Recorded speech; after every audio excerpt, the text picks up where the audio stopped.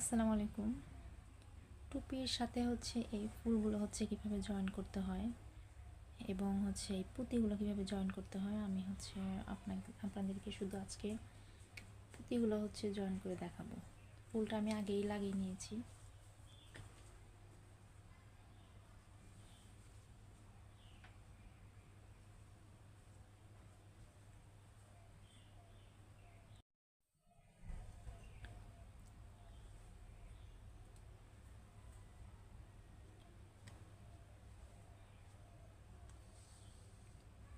এভাবে একটা সুয়ের মাধ্যমে হচ্ছে আমি একটা পুঁতি লাগিয়ে নিচ্ছি।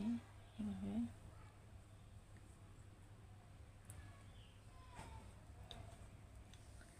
আমরা অনেক সময় হচ্ছে আঠা ব্যবহার করি, কিন্তু তারপরেও হচ্ছে আমি হচ্ছে এগুলো সব আমার